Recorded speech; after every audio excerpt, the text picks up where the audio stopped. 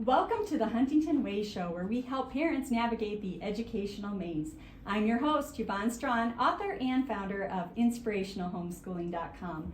Today's guest is Garrett Thiesen. He is a homeschool graduate, and we're going to talk about how the unique combinations of his homeschooling and his extracurricular activities has prepared him for his future. You're listening on Power Talk 1040 AM, 98.5 FM, and 95.7 FM. Please like and subscribe to Power Talk 1040 on YouTube. Welcome to the show, Garrett. Thank you. It's great to have you here again. I am so excited to talk about your experiences, how it's helped prepare you for the future. And thank you for joining me last time when we talked about some of the common concerns that people had. And you just really put their minds at ease. And so I really thank you for sharing all of that. So I would like to ask you to just describe how some of your unique experiences were in your homeschool. So, you talked a little bit about theater, and I know you have a lot of other experiences that you have to share. So can you share a little bit about each one, and then just delve into what each entails and maybe what you've gained from that? Absolutely. So with homeschooling, not only do we have a really flexible schedule. So if we have something that we really want to partake on Wednesday, we can double up on school or reduce the workload for Wednesday so we can take part in it and resume whatever we're doing the next day. So with some of the things we've done, Montana has limited opportunities. Again, I've said it again and again, very few people live there, though more are coming in every day.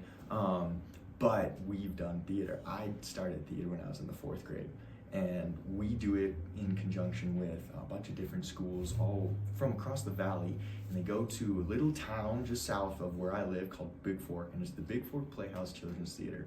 And it's 2 weeks where people audition, they do monologues, they do sing in front of everyone. It's all just it's a very rigorous selective process, and there's tons of competition, and those who make it in, they get selected for a role in the play, and we rehearse for 2 weeks, and when we're ready, we put on the makeup, we put on the dress clothes or whatever we're doing, we put the set in order, and we get up on stage and we perform in front of sometimes between 200 and 500 people sometimes, and we do a plethora of different shows. The show that was just finished, the last show I was in was Lion King Jr., and I've done in excess of 15 plays, and this is about 3 years. Me and my entire family are part of it. And there's tons of homeschoolers who do it, plenty of public schoolers from around the valley take part in it. So it really offers that extra socialization aspect, because it's not just getting up on stage, but it's being backstage with all the people and discussing and hearing all the new fashion trends and all the new ideas, and kind of navigating that and figuring out, where does that fit and what can I apply and what should I avoid and everything. Another one that's really been huge for me is the Civil Air Patrol, the Air Force Auxiliary, and that's just really fostered my leadership abilities. I am gone through the ranks, and I've been in it for 5 years, and just almost put my all in it with my local squadron, being able to foster relationships there, go to all over the United States, and pretty soon here all over the world, and meet all these different people and have all the different exchanges, and just being able to see all the different role models, all the different leadership aspects that people use, and be able to take them and put them into use in just my personal life, whether it's at home arguing with my brothers over who gets to play the Xbox today, or leading a group at an encampment with 150 plus students and trying to keep people from falling over and make sure that they learn what they need to. It's just been quite the fantastic experience Civil Air Patrol has. Then another thing we've done is it's a program in a ghost town about 5 hours southwest of where I live in Montana. It's a place called Nevada City, and there's a similar ghost town just north of it called Virginia City. And every weekend they have, in the summer, this thing they call Living History, and everyone goes there, and the people who are volunteers, my family included, we dress up in 1865 clothing, everything is period correct, and we live in this ghost town, and the buildings have been upkept so that they can be lived in and used like they were way back in the day. And that's just a massive, taught us all about history, taught us all about the immigration from California, the gold rushes, to how the political aspects all worked, and how kind of the West was formed especially in Montana area, and how the social and political structures have evolved since then. It's just been a really awesome opportunity. Wow, so you were immersed in history, and so do you feel like you've learned a lot more with that hands-on immersion? Absolutely. I've learned so much. Not only with living history do we sit in and we read books that were written back in the day, so we can give the visitors who come to the museum an authentic living history experience, but also it's really fun to be able to, it's role playing. You take a character, whether they're real or made up, and you find all the historical aspects that work, and you put it together. You make a story. You show the people all about, this house had this significance back in this time period, and it was abandoned because of this reason, or still is here for this. It's just really awesome to be able to learn all about the state history, about the gold, about all, even the Chinese immigrants who came in, and how their rights and social aspects were kind of like a hotly debated subject then, and see how far the United States has come since then. It's just been a really awesome historical experience. Yeah, and so did you stay there? You said you were there for a week. Do you just stay in the houses, or how does that work? We do. So they have their buildings, not all of them are 100% restored, but they have buildings like there's a saloon, and there's certain houses. There's one called the Settler's House, and they have rooms in them. They'll have fireplaces, and we have to get them, they have maintenance come out and take care of them because they're old buildings. There's also a campground behind everything, behind a fence, and really visitors can't see it, so it doesn't ruin the experience that we stayed at. But yeah, we got there on Friday afternoon, and we'd stay till Sunday morning. We'd pick up and go home, or sometimes we'd stay till Monday morning, pick up and go home. And if we were feeling adventurous, we'd sleep out in the tents and around, surrounded by all the entire ghost town, and that was fun. My little brother really enjoyed that one. He didn't. Or we'd stay in the camper or in the tents out in the campground. So it was just really awesome. Not only was it historical, inspirational and stuff, but also we got to be a family. It was a camping trip every week. Yeah, that's neat. So is that something you just did every year in the summertime? Yeah, we did that. We started up back in 2018, and we did it for 3 years till 2021.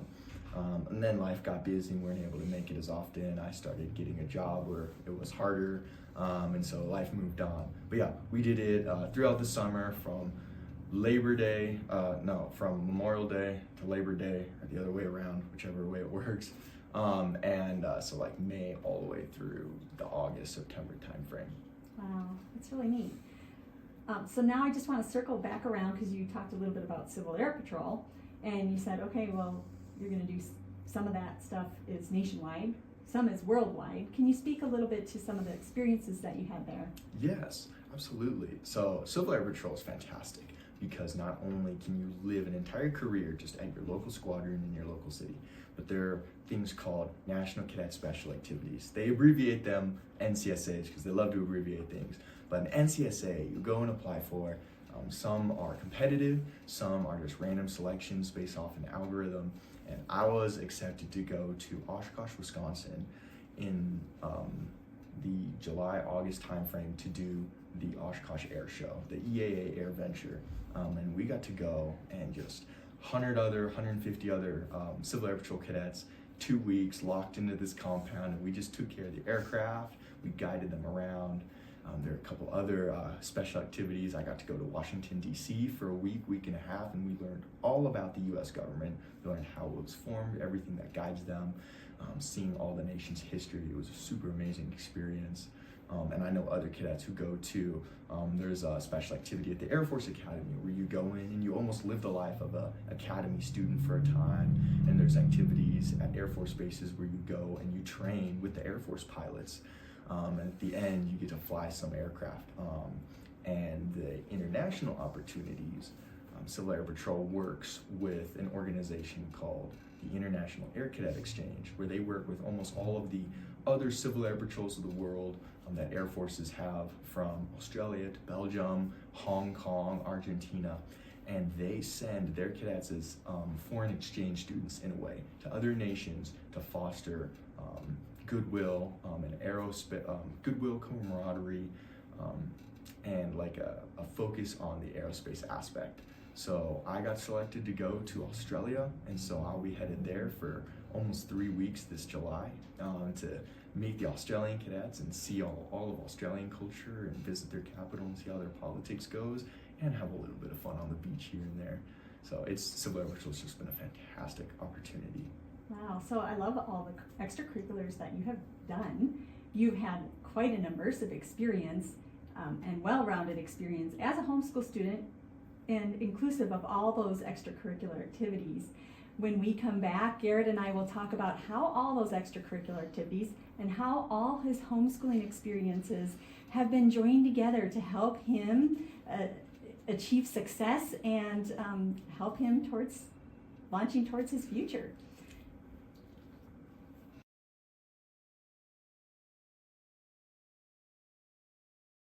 Welcome back to the Huntington Way Show. You are listening on Power Talk 1040 AM, 98.5 FM, and 95.7 FM. Please like and subscribe to Power Talk 1040 on YouTube. I am back here with Garrett Thiesen, and he is a homeschool graduate. We are discussing his unique experiences and how they have prepared him for his future. So, Garrett, I am curious, you've shared a lot of your experiences, a lot of your extracurriculars. You've talked about what homeschooling looked like for you, but what we haven't covered is how that has prepared you for your future. Yes, so homeschooling has really, not only has it opened the doors to all those extracurricular activities, but those extracurricular activities has given me so much experience that has enabled me to launch to my dreams and endeavors. That's something I really love about homeschooling, is it exposes you to so much and you get so many opportunities, especially if you go out and seek it, that your future is just, you discover how much is out there. So, yeah. Yeah, a whole unlimited amount of options. Mm-hmm. So, in CAP, you probably learned how to speak. In theater, you learned how to speak. You were up in front of crowds. I'm sure you've done resumes and all of these types of things as well. So can you speak to some of those different things that you have had to do during those experiences, during your homeschool life, and how that can transfer to what you're doing as an adult? Absolutely. So, Civil Air Patrol, as you touched on, speeches, resumes, interviews. Civil Air Patrol has been a huge thing for me. Not only is it you have to take tests in order to promote into the next ranks, not only do you go to these activities to either be able to achieve the next rank or get certain awards or whatever, but they have a whole slew of educational experiences that they pile onto us cadets. So, I'm an officer, I'm what they call the phase 4. It's phase 1, 2, 3, and 4, and phase 4 is the last phase. So to get all the way where I've been able to achieve, you have to do just so many, over a dozen closed and open book tests. So not only does Civil Air Patrol make you academically study, but they also test you. So it's definitely helped my test taking abilities and the pressures and stuff like that. But you also have to give speeches, you have to write documents, research papers, essays, budget papers, resumes, but you also have to be able to present those documents in a formal, semi-formal setting to a small group of people to an entire squadron. I've presented a document to an entire squadron before with over 30 people in attendance. It's definitely been awesome. And theater has definitely done that too, where you get to stand up and you get to sing, dance, and act in front of over 450, 500 people. It's just definitely really helped my abilities to get in front and just get out there. And Civil Air Patrol's definitely been the biggest one, with the test taking, with the resumes, with the reports that you have to write, with the briefings you have to attend, and when you do certain activities like encampments. If you're in the leadership staff, you have to prepare your staff to be able to teach all the incoming cadets. So to be a squadron commander, as I've done twice, to be the deputy commander for operations, which is almost like second in command, like a deputy position, you have to be able to put together huge reports. You have to be able to brief your staff on what you want, your goals and visions for the entire activity for over a week sometimes. You have to be able to make sure that the staff are properly trained. Sometimes you have to be the one giving the training.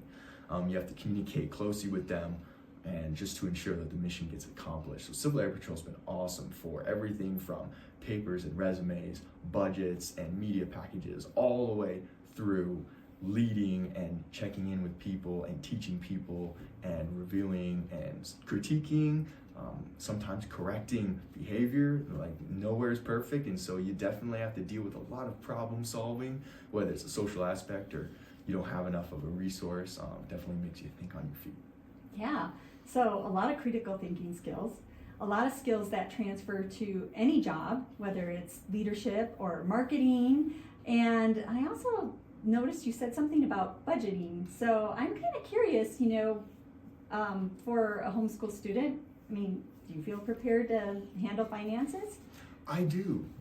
That's another thing. Homeschool just keeps adding on itself. That's another thing fantastic about homeschooling is your parents can sit down and they can teach you real world things that they've experienced firsthand. And while public schools offer these things, it's so much more educational to learn things from your parents' perspective. So I would say I am more prepared than most people my age going into living on our own, going and taking our own jobs. I'm more prepared with finances because my parents were able to sit down and have the conversations of, this is what credit card debt is. This is what having a debit card versus a credit card means. This is what taking a payment out versus just saving up in cash. This is what frugality means. This is what it's like to be cheap. This is what it's like to be unwise with your money. This is so all the different life experience that they've had, all the different financial tips and tricks that they've learned has been able to be passed to me. That way I don't just go and make poor decisions as someone who's like, I have a job, I have this thing called a credit card, and I can just keep swiping it wherever I want.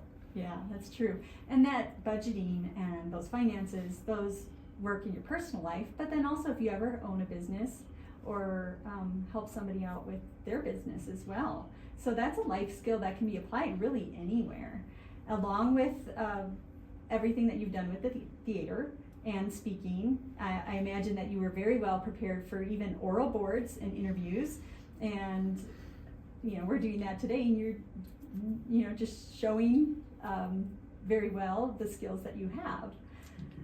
So there is a plethora of options out there for high school students that attend the public school or homeschool students. And sometimes people think that when they graduate, you just go right on to college. But there really is a lot of other options out there. We have internships and just all kinds of different options out there. And I know you've been working toward your goal. First of all, I'd love for you to share your goal and what your future is, but then also some of the steps that it took to get there.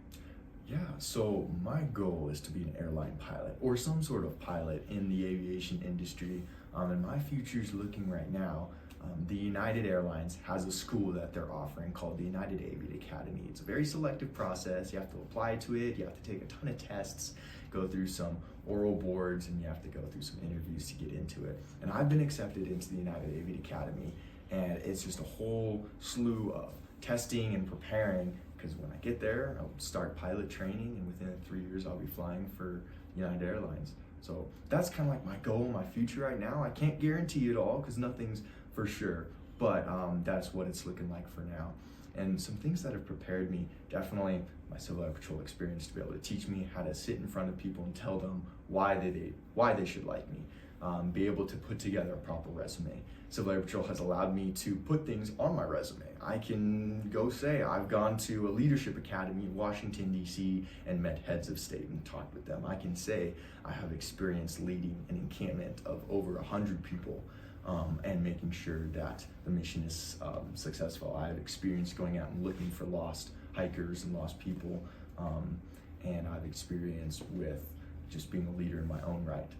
That's been fantastic. Civil Air Patrol theater has taught me how to be an entertainer, not to be boring. It's prepared me for my hopes and dreams of United, because it allows me to be able to talk to people, to be comfortable in front of plenty of people, and to be able to make last minute decisions on the fly. If you're on stage and someone messes up and you gotta say a line that covers for them, you have to come up with that completely off the top of your head. So it's definitely taught me problem solving skills.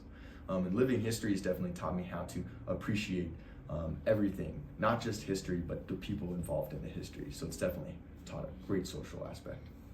Yeah, it sounds like you are very well prepared for your future, and congratulations on the United Aviate Academy as well, by the way. I am just so grateful that you could share your experiences. Now, being a homeschool student your whole life, and the experiences that you have, likely you probably have some really good advice for some homeschool students and parents alike. So can you share a little bit of advice for each? Sure. So I would say for the homeschool students, definitely push yourself. Do your best not to procrastinate. That's definitely something that I think not only the homeschool students, but every student struggles with sometimes. But push yourself. Go look for those social experiences. Go find the right group of people who are going to encourage you and take this journey with you, even if they're in public school. Find people who are willing to build you up and just pursue your dreams. Because if you put your head to it, there's nothing that you really can't do.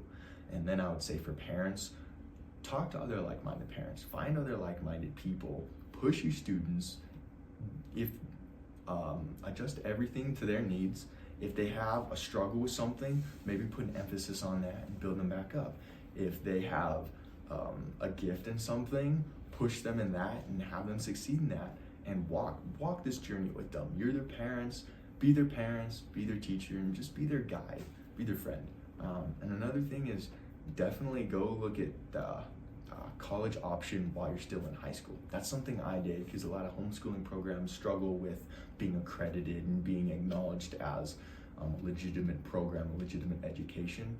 Find the means of legitimate education that still allow you to be homeschooled. I was able to do Running Start with my local community college, and I have only a couple credits short of an associate's degree because I did all my high school, or half of my high school, through my college. Was able to meet all of those different aspects. So I would just say, just go for it, really just push yourself.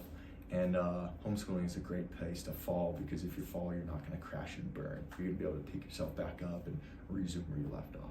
Yeah, I mean, you just have all of your parents' efforts behind you, and they want to see you succeed, and you can do it. I love what you share here. Thank you so much. This is Yvonne Strachan, today's host on the Huntington Way Show, where we support you in educating your kids. Thank you for joining us.